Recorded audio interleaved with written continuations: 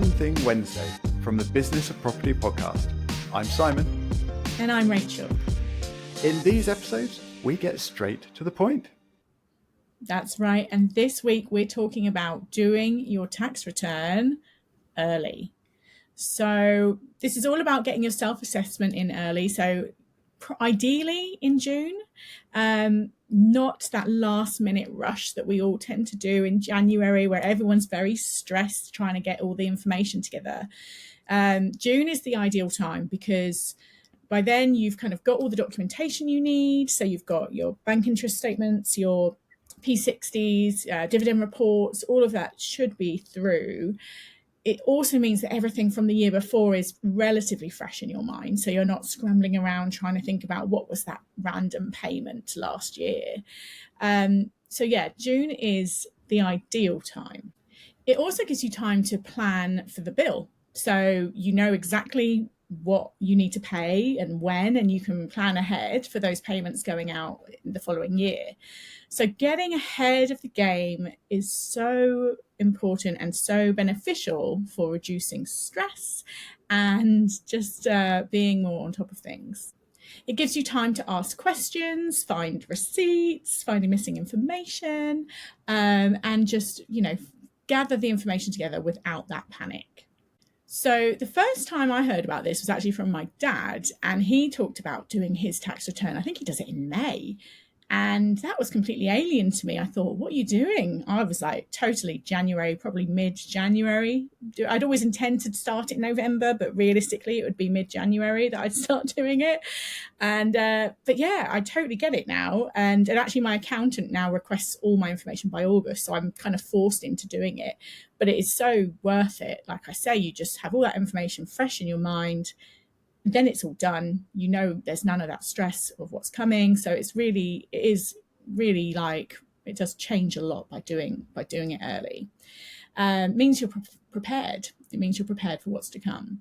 And the question is how? So how do we do this, right? So my company, My Freelance Admin, we actually provide admin support to people, and we're there, weekly helping them file, put all these things in the right places for their accountant.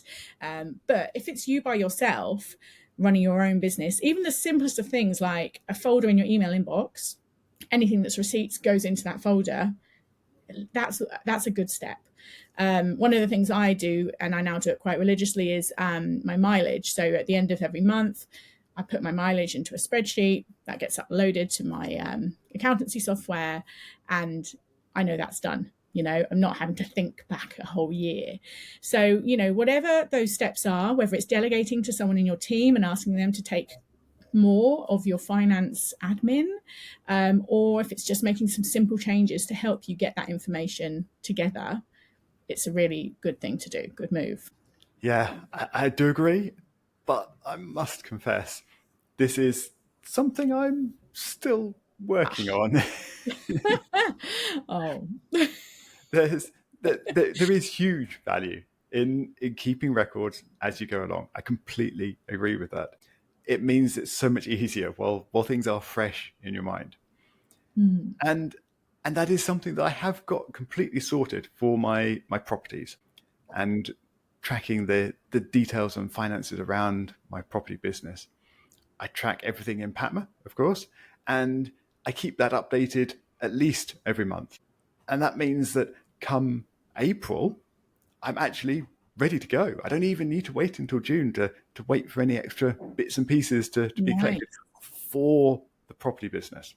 Sadly, the rest of my tax life hasn't quite caught up with the more efficient way of working. This is, therefore, definitely one thing that's on my list of active improvements. Definitely still a work in progress.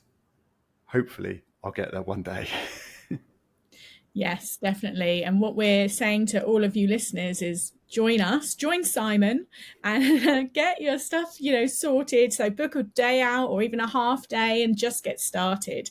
Do it now and plan ahead, or think about those things, those really simple processes that you can put into place right now. creating that folder in your inbox where you just chuck everything. At least it's there in one place.